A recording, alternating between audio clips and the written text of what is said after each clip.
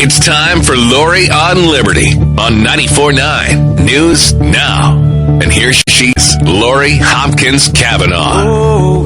Well, normally I start the show with a famous or not so famous quote relative to the issues I plan to discuss or the conversation I plan to have with the guests I've invited onto the show. But today I will let my first guest, author of The Strangling Vine, Mr. Paul Schiffer, reference a not-so-famous quote from a not-so-famous Marxist communist as we start the year off with a huge dose of liberty. Paul will join us first this third day of January 2016, followed by world-renowned author and speaker Avi Lipkin, a.k.a. Victor Mordecai, at 2 p.m., and we'll discuss two of our country's greatest national security threats, specifically progressive communists like Hillary Clinton and Barack Obama, and Islamic fascists and their supporters in the Obama administration, countrywide and globally. I want to wish all of you listening today a healthy, happy, and prosperous, liberty-filled new year. And I promise that in 2016, you can expect Lori on Liberty and the American Liberty Center to identify and expose the politicians, policies, and provisions that threaten our uniquely inspired American liberties, our Bill of Rights, and our Constitution.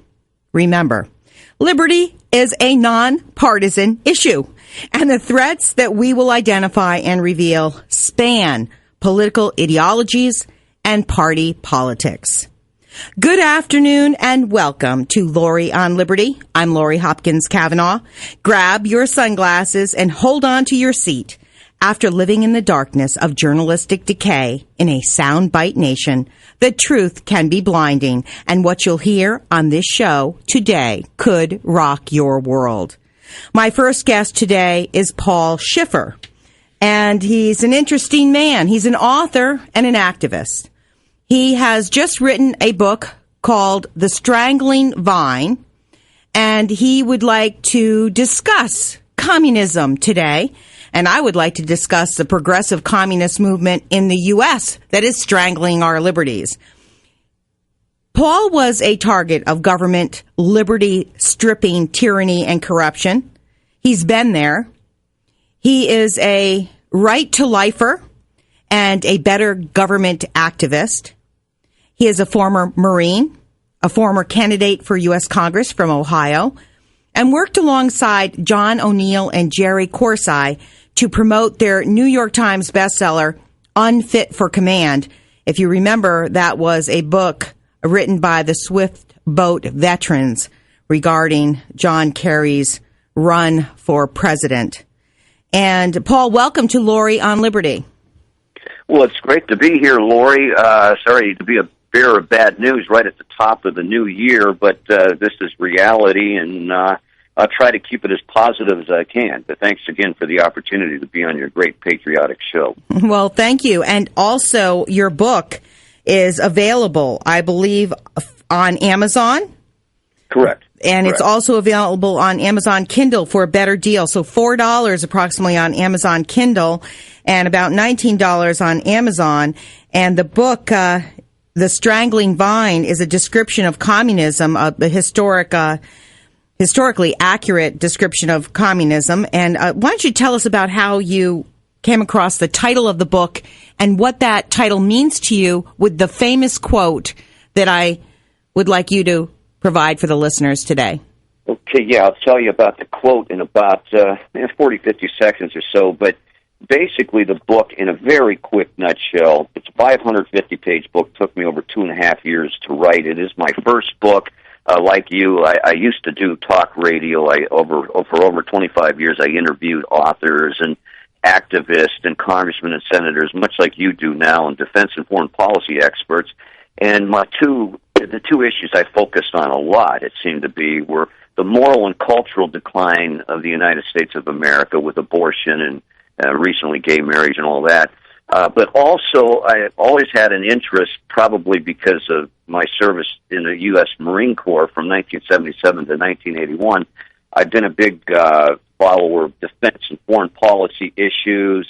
My favorite presidents in that regard were John F. Kennedy and Ronald Reagan, and I get it concerning radical Islam and the communist threat, and I made it sort of not only a professional thing but a hobby to study the inner workings of communism. So my book, in a nutshell, The Strangling Vine, the subtitle is The Perestroika Endgame.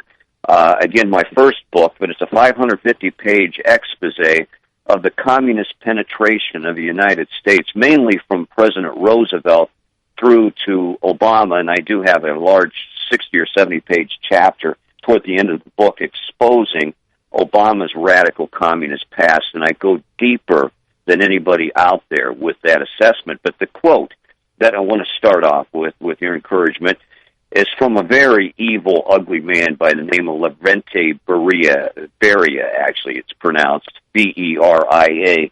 He was Joseph Stalin, the mass-murdering dictator of the Soviet Union in the 1930s, 40s. He died in 1953. People believe Beria actually killed Stalin. That's a belief. I don't go into it in the book, but suffice it to say that Beria was along the same lines of Adolf Hitler and Chairman Mao. He was a mass-murdering thug who helped Stalin run the police state of the Soviet Union. He was the marshal of the Soviet Union and a secret police chief under Stalin. And this quote is from a 1933 speech given to a congregation of American academians that visited Moscow. They were traitors, okay, Lori? They were American traitors who were American communists, a part of the American Communist Party, U.S. Communist Party, and they went to Moscow for a week-long seminar for the purpose of being sent back to the United States to infiltrate and take over our civil and government institutions, media, and even Hollywood. And Beria was one of the main speakers. He was basically a communist technician. And listen to this quote from 1933. He's in reference to a speech that was given describing to these Americans how the takeover of America must go along. He said, we communists must be like the vine upon the tree. We use the tree to climb, and then strangling it, grow into power upon the nourishment of its flesh. I stumbled onto that quote in the final months of writing and editing my book after I'd already come up with the title, The Strangling Vine. The ultimate goal of communism, what is it? The ultimate goal of communism has been from its inception, going back to the days of Karl Marx. Well, he's the supposed creator of communism, but he actually wasn't. But that's a story that's in the book, and that's for another interview. But actually, the marks of Marxism, communism, is to eliminate all freedoms, all property rights. I know you're a big proponent of protecting property rights there in your good state of Connecticut, but that's the main issue. They want to destroy all property rights, all rights of ownership, and that's what you see the progressives doing in our country now. Karl Marx hated private property. He thought that was the ultimate evil. And so when the Bolsheviks, which were basically hardcore Marxists, took over the former Soviet Union in 1917, Lenin led that revolution along with quite a few others, including Joseph Stalin, who at the time was Lenin's underling, his assistant. Their goal was to eradicate the czars, eradicate all freedom, all government, and implement this state. Joseph Stalin once said the truth about communism, I have this in my book, is not really communism. They proclaimed that they were followers, adherents to Marxism, and that they loved Karl Marx and looked up to him. Actually, they worshipped him in actuality. But the bottom line is Stalin once, in a rare instance of candor and honesty, told those of people gathered in a room one time when they were plotting the destruction of Eastern and Central Europe that the purpose of communism is not redistribution of wealth and just taking away property rights. That's for the masses. That's to suck in the progressives of a nation. Said the real purpose of communism is total brutal force. Mass murder, genocide, brutal force. and it was an affront, an attack on God, because Marxists, the bottom line is, and I have a chapter in the book, 2 chapters actually, on the fact that Karl Marx was a Satanist. And I know that's going to shock a lot of people in the audience. You don't hear that. But first and foremost, for Karl Marx, back in 1848, when he wrote the Communist Manifesto, everybody that knew him, and I spent years researching this, Lori, Karl Marx was first and foremost an atheist, a Satanist. He hated God, and he created this religion of Marxism, communism, basically to destroy God. And I proved that in the book. And that's why, if you've ever wondered out there in the listening audience, and Lori yourself, why do communists focus on whenever they take power, one of the first things they do is destroy the Catholic Church, Protestant churches, evangelical Christians? It's because that's their main goal, to destroy any remnant of God. You know, we get into these conversations about labels and meanings, and it's very confusing for many people. I lump all the isms together, and of course there's certain differentiating elements. For example, fascism versus Marxism. There are differences, but they're very subtle differences. I think that the church and communism, even going back to the founding fathers or to the pilgrims, for example, coming here and setting up communes in order to survive, that failed miserably, by the way. That's why we have property rights in the United States, is because communism sort of failed right out of the gate as soon as they stepped foot on the new land. But people do not understand what communism truly is today, contemporary. So we talk about Karl Marx and Stalin and Mussolini and different totalitarian dictators that have created these, well, you were describing off the air when we spoke yesterday, the boot on the throat. Those ideologies of totalitarianism today in the United States exist, yet the masses don't recognize it because it's masked in some respect, masked by political ideology of the party system that we have today. So I would like you to talk about communism in the United States, and is it the same as progressivism in the United States? And it's a very good question and very important, and I do address it in my book, The Strangling Vine. By the way, the subtitle of the book is The Perestroika Endgame, and I will describe later. I talked to you a little bit about that yesterday, about what perestroika translates from its Russian, what it means, and what that means for the United States of America.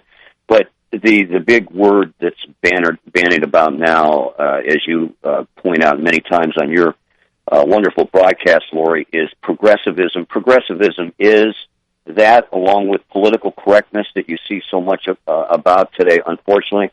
Both political correctness, that ideology, and progressivism is, in essence, communism.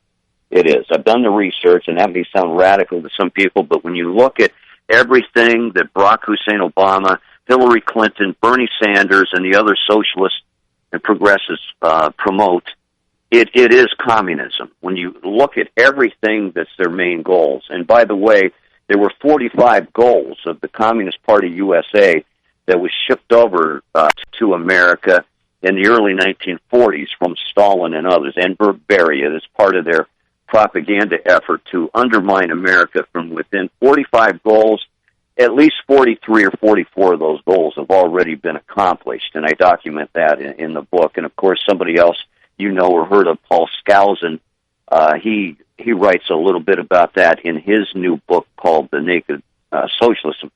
Socialist. So the bottom line is progressivism, political correct thinking, that philosophy, it is in essence socialism/communism. So what does Hillary Clinton mean when she, at the Democratic debate in October, she announced, I'm a progressive, and I'm a progressive that likes to get things done? What does she mean by that? Does she mean I'm a communist, and I'm a communist that's going to fundamentally change America? Is that what she means? yeah, she's going to fundamentally continue to wreak the change and damage that Obama, her predecessor, has inflicted on this nation. I used to tell people when I ran for Congress back in '08 and then in 2010, just like you did recently, that we need to stop this change that's been inflicted upon us. And it is change that's devastating. It's a massive plan to transform America. And Obama was honest about it when he ran for president. A lot of them aren't honest about it now. But it's about a radical transformation of America. There's a quote in my book that it's actually a 3-page quote that I took from an article that was written from a former assistant director of the CIA back in after Obama took office. And basically the article says that coming from a top-level CIA official who worked in the Reagan administration, his name was Herb Myers, the quote is in my book, The Strangling Vine, he said that basically the election of Barack Hussein Obama to the presidency of the United States was a communist coup d'etat. Now, keep in mind, that's not what the media would call a radical conspiratorious talking. That's not a right-winger. That was the former assistant director of the CIA under Ronald Reagan during the 1980s. He came out in an op-ed piece and said that the election of Barack Obama to the U.S. presidency was a communist coup d'etat, a bloodless coup d'etat, but a coup d'etat nonetheless. Well, it's a coup d'etat because of the affiliation that the Democrats have with the media. Tell us about that. How does the media play into the Obama administration's fundamental change strategy? Oh, they're the lapdogs to this progressive movement. The media has been totally infiltrated, and I know some people that are even conservative Republicans will not dare to go that far. They'll ridicule somebody that makes statements like that. But there is a ton of proof out there, and I documented in my book, and there's some other great books that have been written since the 1930s documenting this. But the media, I personally believe, from my research, has been 90% taken over by the communists. Now, whether they're useful, witting dupes or unwitting dupes, the fact of the matter is they are dupes nonetheless, and they're promoting an agenda that mirrors exactly what the former Soviet Union wanted us to become. I'll give you one example to show you how bad off the media was even in the 1980s. This is based on an Accuracy in Media report. Accuracy in Media, I believe it's one of the greatest groups down there in Washington, D.C., a think tank that's a watchdog think tank, keeping an eye on the liberal media. AIM.org is their website, run by an excellent conservative named Cliff Kincaid. They've been around for decades. At any rate, back in the 1980s, the communist penetration of our media was so great, was so massive, even when Reagan was president, that I have spoken with and interviewed for my book ex-KGB agents, KGB colonels and generals who I know personally and document in the book, who said that they used to roll on the floor in laughter in Moscow because they would put an agenda together where they wanted to convince our media to trash, as an example, Ronald Reagan's Star Wars program, SDI.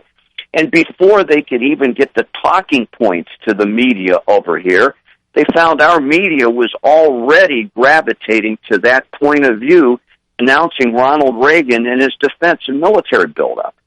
That's how pervasive this liberal mindset, this communist mindset, was in the liberal media, even back in the 1980s, where basically one of my best friends, Konstantin Preobrazhensky, an ex-KGB colonel, okay, and I'll get him on your show one of these days. He's from Boston, good friend of mine. He wrote the foreword to my book. He used to be a part of the KGB agenda to infiltrate America, so he would know, okay? And he's a good, honest Christian now who loves America. But Konstantin said that we in the KGB during the 1930s through the 1970s planted the seed, seeded leftism, seeded socialism into the United States, and it grew, like I would say, like a strangling vine. We seeded leftism in the major U.S. institutions, and now we just walked away, and they're growing on their own. We don't even have to water those seeds anymore. The liberalism, the progressivism is so massive. They've won, basically. The KGB won. This does not appear to come from Russia. In the United States, this homegrown communism that we see that has won in our country did not come from Russia necessarily. Well, it did originally. Come from Russia. Yes. And I've got proof. Oh, yeah. And it's still, believe it or not, I know maybe you'll disagree on this, but you've got to read my book. And I have hundreds of documents and notes and footnotes in my book. Putin is not to be trusted. I want to talk about vile, evil man. And Paul, I want to talk. Paul, excuse me for one moment. I want to talk about Putin after the break, but we have to take a break at the bottom of the half hour, and I want you to get into detail about this. So hold that for a moment. I'd also like to talk about Barack Obama being a communist. He has admitted he's a communist. He studied Saul Alinsky, and I'd like to talk more about that, and then how it's manifesting itself in our country right now, whether it be the Second Amendment, taking away our gun rights, the abortion issues, which are near and dear to your heart, and climate change, Agenda 2030, et cetera. We'll talk about that when we get back. My guest today for the next half hour, Paul Schiffer. He's the author of The Strangling Vine, and we will continue to discuss progressive communist movement in the United States. And at 2 o'clock, Avi Lipkin, he's AKA Victor Mordecai, who is a world-renowned speaker and author of 7 books, including Is Fanatical Islam a Global Threat? And Islamic Rivalry. Avi Lipkin is going to join us from Israel on Lori on Liberty today, and I want you to keep it here. If you're interested in receiving announcements on Lori on Liberty and have comments on this show, please email me, LoriOnLiberty@gmail.com. That's LoriOnLiberty@gmail.com. Like me on Facebook at Lori Hopkins Kavanaugh.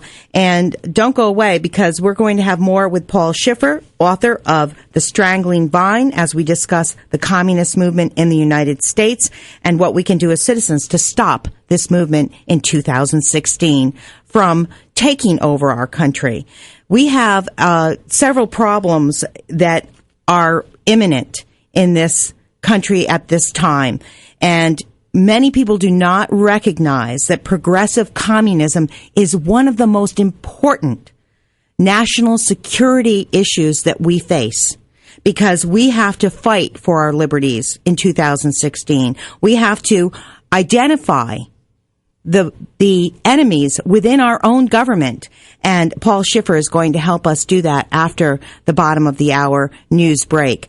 In addition to the progressive communist movement, we have the Islamic threat that is a growing threat that it appears the progressives in this country are aiding and abetting, bringing the refugees here from the hotbed of terrorism into our communities. Seeding the state of Connecticut especially is being aided by Senators Blumenthal and Murphy and Congressman Courtney. So don't go away. You're listening to Lori on Liberty. We'll be right back after this news break. You're listening to Lori on Liberty on 94.9 News Now and stimulating talk. We'll be right back. Back to Lori on Liberty on 94.9 News Now and stimulating talk.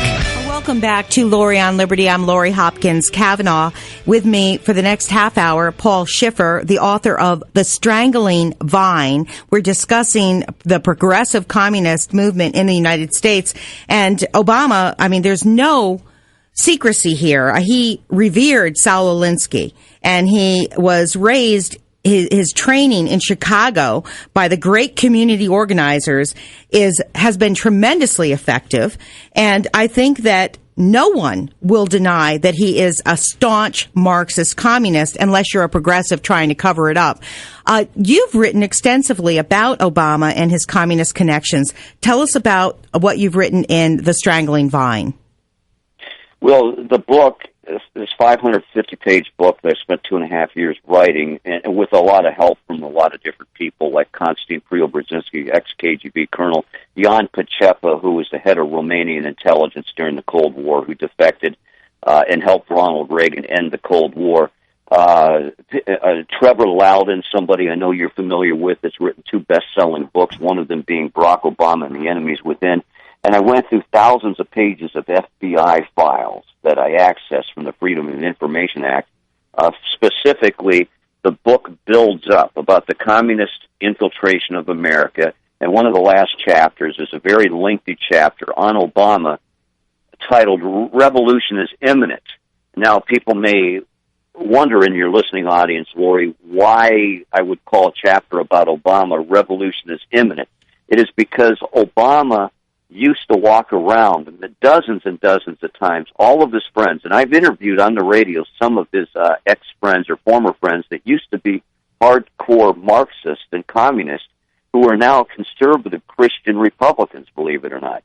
And every one of them told me in person and on the air, Lori, that Barack Obama in the 1970s and 80s, in his formative years, would walk around constantly talking about how Marxism was going to take over America, communism was going to win out in the final analysis, and he used to refer to revolution as imminent. That was a major quote of his.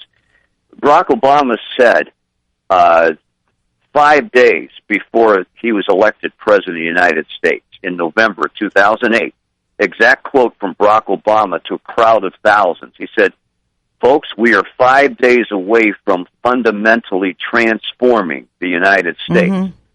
Gerald Horne, a Communist Party historian, recently at a speech 6 months ago said this about Barack Obama at a meeting, a dinner that the Communist Party USA held. And believe it or not, they're still around and they're strong as ever, Lori. The Communist Party USA. He said, especially in Connecticut. Especially in Connecticut. Okay. Well, at any rate, Gerald Horne, the Communist Party historian, at this particular dinner said this: rethinking the history and future of the Communist Party, I believe Barack Obama will go down in history as a major and influential figure. I document in the chapter, Revolution is Imminent, over a dozen, not just one or two or three or four, but over a dozen close associates of Obama, even presently, from the past up to now, who have played a major role in shaping his beliefs, mentors of his, friends of his, former employers, including William Ayers. I have dozens of pages exposing these people, including Frank Marshall Davis, his father figure. Some believe it's his real father. Now, I don't go into that dispute, but I personally believe that Frank Marshall Davis is actually Obama's real father. He was the Communist Party leader of Hawaii, but that's just my personal opinion, and I make a distinction between fact and opinion. Well, they say that Frank Marshall Davis was hired by Obama's grandparents. Is that correct? It is true that Obama's grandparents, his maternal grandparents, on his mom's side, were very close to Frank Marshall Davis. And Frank Marshall Davis spent, whether or not he's Obama's father, that's irrelevant. What's relevant is for 10 years of Obama's life, from when he was 8 years old until when he was 18 years old, when he lived in Hawaii, Frank Marshall Davis was Obama's best friend, his father figure, like a big brother to him, and mentor. And this guy was the leader of the Communist Party USA in Hawaii. And what else is bad about Frank Marshall Davis, Lori, is that during that period of time when he was mentoring and befriending Barack Obama and having a strong influence on him, he was on the FBI watch list. He was one of 50 people on that list who, if war broke out with the former Soviet Union, if they attacked the United States, he would be instantly rounded up and arrested and put in a detention center for being a probable threat to United States security. Right. Well, I have a excerpt from a speech that he gave in Kansas in 2011. I don't know if it's in your book because I haven't received your book yet. I'm waiting for it. I can't wait to read it. But the the quote is, limited government and rugged individualism don't work and have never worked. And Obama, when he came to the world stage, and probably one of his more famous quotes is, "You didn't build that," which I believe came from Elizabeth Warren originally, but he picked it up and used it. So he actually plagiarized a comrade in crime there, Elizabeth Warren. And he hates capitalism. I mean, Obama cannot stand our liberties, freedoms, and our capitalistic society, and the mainstream media has played such a big role in that. How are we supposed to be fundamentally changed in Obama's eyes? What do you think he's thinking the future is for our country when we strip capitalism from our economy? Well, I'll tell you exactly what it is, and I'm glad my eyes are looking right at a page in my book that I wanted to go to next, and it fits hand in glove with what you're talking about now. It's in one of the authors' notes. At the end of every chapter, I have many pages worth of endnotes, footnotes, endnotes, and author's notes to document, because I know a lot of this stuff is hard to believe, and so I put more than ample proof to document everything I refer to in the book. But you said about hope and change and transformation of America. Change is, in my research the past 2.5 years, Lori, I found out that change and hope and change are major communist code words, okay? And the KGB used it back in the 1930s, flashback to Beria in his speech that I gave at the opening of your broadcast today, that their goal was to be like the strangling vine, snuffing out our freedoms. Change has always been a key collectivist communist buzzword. It's an operational word in their jargon. Like change is a revolutionary keyword. Indeed, whenever change is used, keep this in mind, whenever change is used in isolation, like hope and change, without any answer to the question, change to what? And Lori and everybody in your audience, you'll notice that nobody answered that question. It begs the question, well, change to what? Well, they never answer that question because they are communist buzzwords. It is being employed in cases like this. Whenever Obama or Hillary Clinton talk about change or hope and change, it is being employed in furtherance of communist revolutionary objectives which the perpetrators dare not acknowledge publicly. That's the bottom word. It is a key communist code word. Okay, let's use that code word in a contemporary issue that is also another major threat to our uniquely American liberties, and that's climate change. Let's get into some of the agenda that Obama has been rolling, his strategy and his goal. He specifically said that climate change was a greater threat than ISIS. So how does that work into the communist strategy?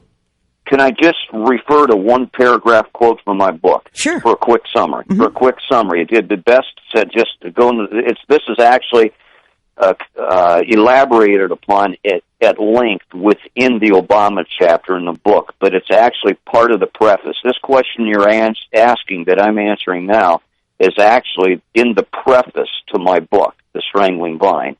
In late November 2015, President Barack Obama will travel to Paris, France. Of course, this was written before then, to gather with other world leaders. He already did that, to sign a United Nations accord. This unconstitutional and illegal agreement will impose unbearable communistic regulations upon the citizens of the United States in the name of combating so-called global warming or climate change. According to an expert on all of this, Lori, Lord Monckton of Great Britain, this agreement will be a blueprint, and it was already signed. So it is a blueprint for global totalitarian dictatorship. It represents a coup d'etat by the global warming elite and will establish a world government using climate as a pretext. In conclusion, this egregious agreement, the climate change agreement that Obama already signed, will strangle the lifeblood and freedoms out of all Western nations.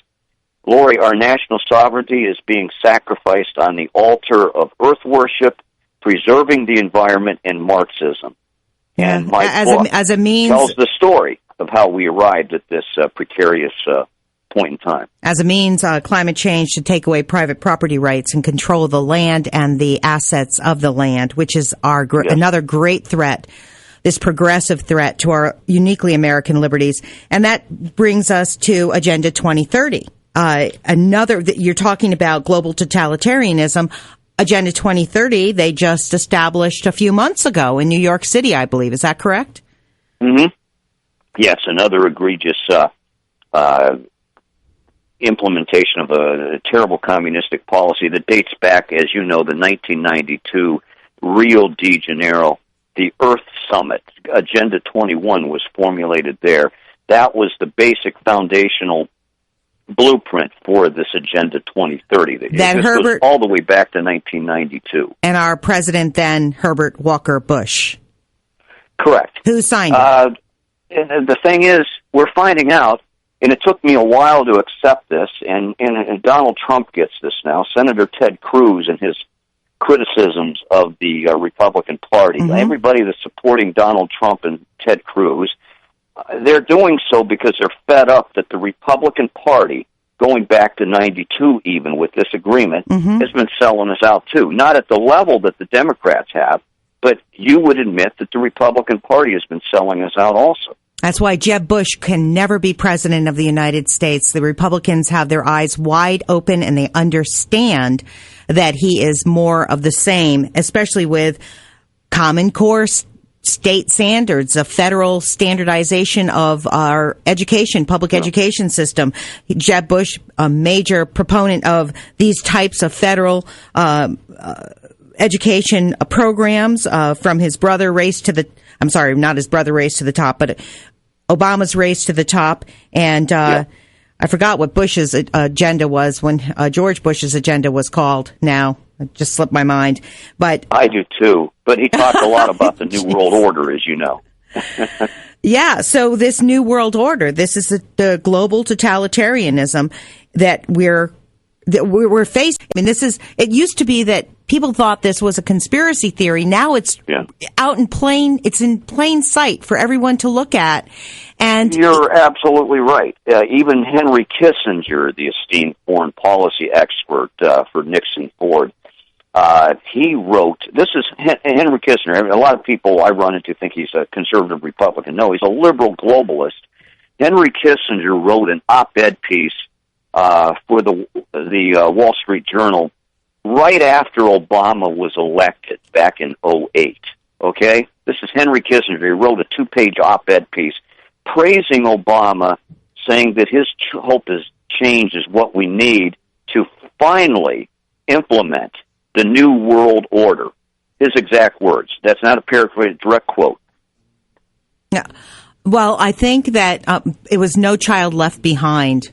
That was George Bush's education plan, which a lot of children were left behind, and they have been left behind with all federal controlled public education. It's been a disaster, and as it increases in cost, it decreases our liberties and freedoms because of indoctrination. That's the biggest fear that I have. Now, Obama's Trans-Pacific Partnership Agreement, tell us about that. What is the key there with communism?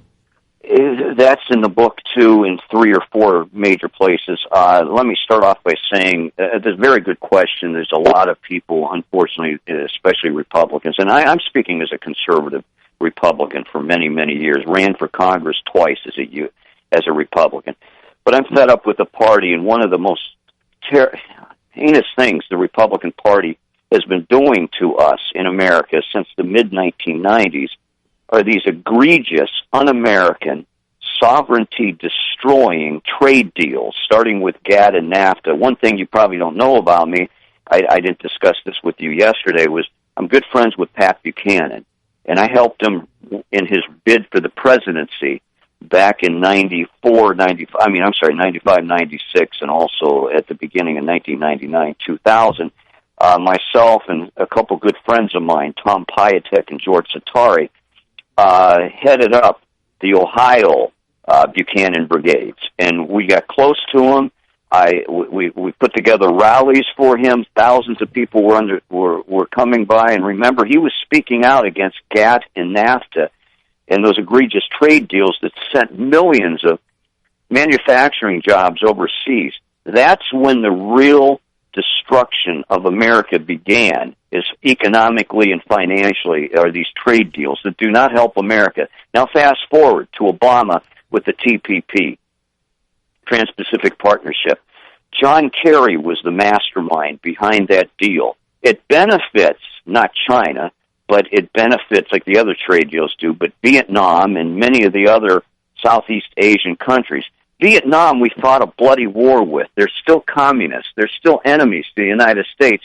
And here it is, many decades after the Vietnam War, after many veterans gave their lives and came back severely damaged from that war, we're cutting trade deals with them. That's a major part of my book, because one of the other things in this book that I did not tell you about, and it's a very important part, is something nobody talks about anymore, Lori, and that's the abandonment of thousands of American POWs in the jungles of Vietnam. And I document in this book, with the help of ex-KGB colonels and generals and a brilliant politician by the name of Dr. Joseph Douglas, who was one of my best friends. I used to interview him many times. He wrote a best-selling book back in the year 2003 called Betrayed. And it's a highly documented 650-page paperback book documenting our nation's abandonment of American POWs who are still over there today, languishing in POW camps. Horrible. We swept that issue under the rug in order to get these trade deals like the TPP. The Trans-Pacific Partnership was cut because John Kerry, now some of this information is in the book Unfit for Command that I helped to get out there back in 2004, okay, when I was working with John O'Neill and Jerry Corsi. They're the real experts on this issue. Well, John Kerry, people don't realize, has a cousin whose last name is Forbes. I forget the guy's name. It's in my book. Well, John Kerry is actually a Forbes. He changed his name so he could win politically if people knew he was Irish. His real last name is Forbes. He has a cousin named Forbes. His cousin, with the last name of Forbes, runs the largest real estate conglomerate in the world, and they're based in Vietnam, and they're the ones in charge of building the shipping docks, making billions of dollars, this company. Well, if John Kerry didn't get this trade deal solidified, his cousin and him and his family would not make out. It's a big financial bonanza for the Forbes and the Kerrys. And this goes all the way back. This was documented in the 2004 blockbuster Unfit for Command, the book that brought down John Kerry, that I played a role in promoting. And that's what these trade deals are all about. These communists, like Kerry, like Secretary of State Kerry, like Hillary Clinton, like Obama, they promote these trade deals. They're actually progressive, socialist communists, call them what you will, but they believe in making money, too, the corrupt way. Oh, geez. So it's basically a hybrid form of communism. It's crony capitalism. That's what it is. Oh, greed. It's greed. And that is, totalitarianism is greed. It's based on greed, control, and wealth. I mean, there's no doubt about it. Hillary Clinton has lined her pockets with blood money from the Middle East, has sold out our country with nuclear agreements with Russia. And I'd love to talk more about Putin. I don't think we have the time, because I just want you to touch briefly. I don't think we can get to the Middle East. There's just not enough time in the show, but I'd love to have you back on, Paul. And I know you have so much to offer here. The Vietnam veterans, just by the way, final remark there is, when I ran for Congress, I was shocked to see the pain and suffering of the Vietnam veterans that exist today in our country. It's their valor has been stolen from our country here, and our politicians, our elected officials, including Joe Courtney, who I ran against, really could care less. They're good at giving out the medals, to folks and showing up for the weddings and the ceremonies, etc. But when it comes down to the abject suffering of our Vietnam veterans in this country, no one is looking out for them. No one. I want to talk about your background. You spent some time in jail. Tell us about that, because you have experienced totalitarianism yourself, the threat of a government that does not want free speech, does not want your group in Ohio. You ran a Right to Life group there. Tell us about how you ended up in jail. Yeah, very quickly back, I became a conservative activist through the pro-life movement way back in 1985. I formed an organization here in Northeast Ohio. I'm from Canton, Ohio, the Football Hall of Fame, 1 hour south of Cleveland. Anyway, I started a group. It was my group called Witness for Life, and we started protesting abortion, exposing Planned Parenthood. I knew all about the Planned Parenthood baby part scandal. It was a big scandal that was covered up way back in the 1980s, so that was old news, and I'm glad somebody finally revealed this information a year ago and got some major attention to the chagrin of Planned Parenthood. But I was a pro-life leader from 1985 to 1994 in the state of Ohio. I was persecuted for my stand because I got involved with the famous Randall Terry from New York. I think he lives in Florida now. He's a good friend of mine. He helped me when I ran for Congress. Randall Terry was the head from 1988 until 1994 of a national group called Operation Rescue. And many in your listening audience may not have remembered, but back from 88 to 94, those of us involved with Operation Rescue, myself and my friends Jim Cluse in Ohio and others throughout the country, there were thousands of us pro-life Christians that were peacefully blocking abortion clinics, not using violence. We would sit in prayer rallies, sit down, hold hands, praying in front of abortuaries. I don't call them clinics because clinics heal.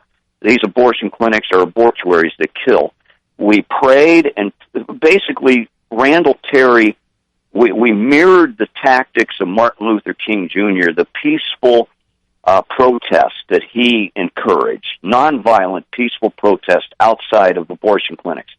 We were arrested many times. I was personally arrested about 8 times. Ended up in jail for about a month. And they were going to throw me in federal prison for 10 years and throw away the key under RICO. See, President Clinton at the time, 1993, 94, they decided, he was pressured by Planned Parenthood, this Operation Rescue Group. We had the abortion industry on its knees. They needed to stop us. So folks like myself that were in jail, they said, we're going to throw the book at them.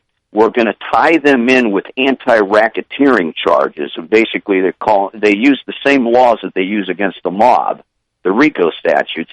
I was going to go away for 10 years. There was a miracle that took place in my jail cell the night before. There was a prayer session over me. I was going to face this tyrannical pro-abort judge who wanted to throw me in prison, okay? He got deathly sick in the middle of the night, was rushed to the hospital, really bad. And he was replaced by the judge that took over my case the next day. He was replaced by a part-time Baptist minister, pro-life judge. And basically my sentence was, he pounded the gavel down and said, your sentence is 1 month already served. You're free to go. So that's when I got out of the pro-life movement. That was too much of a sacrifice to make at that time for me. And I ended up working for the Better Government Bureau, which went after government regulations. And my former boss, who's an American patriot, is in federal prison right now, finishing off a 1 and 4 month sentence for supposed trumped-up election violations, just like Dinesh D'Souza's charges against him. Yeah, Dinesh's charges were pale in comparison to what Hillary Clinton has done, taking the money from the Saudis, who basically own the United States right now, Saudi Arabia. People do not realize that. I'm going to bring that up with my next guest, Avi Lipkin.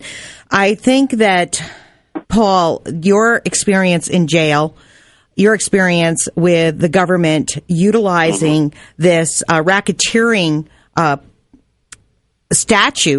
law against you for peaceful demonstration is a great example of how our government overreach, our government totalitarianism in our country today, from Clinton to this present day, and even more under Obama. So much more under Obama we have to worry about with the Department of Homeland Security's new department of their Domestic Terrorism Council. Very important for the listeners to understand. The Domestic Terrorism Council of the Obama administration will be used against pro-lifers, will be used against people who are against Agenda 21 or Agenda 2030, will be used against military returning home, will be used just like Clinton used these racketeering charges against you to silence objection.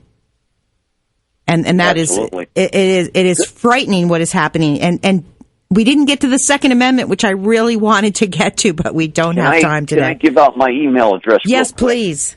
Okay, my name again is Paul Schiffer. That's spelled Schiffer. And would encourage your listeners to go to Amazon now. We were selling the book, my new book, The Strangling Vine, The Perestroika Endgame, for $27. We got it on sale for $19, $18.99 now at Amazon. So go to Amazon, order a copy of The Strangling Vine. It's about the communist takeover of America from FDR to Obama. And my email address is The Schiffer Report, spelled Schiffer, The Schiffer Report at yahoo.com. Again, The Schiffer Report at yahoo.com. The Strangling Vine is the book. And I'll send you a few complimentary copies when I get my next shipment in the mail, Lori. Great, Paul. Audience. Thank you so much for joining Lori on Liberty today. Hope you have you back on soon. Okay, thanks. Happy New Year, Lori. Happy New Year. And coming up after the bottom of the hour, we have Avi Lipkin from Israel. We're going to talk about the Islamic threat to our uniquely American liberties. Don't go away. We'll be right back. You're listening to Lori on Liberty.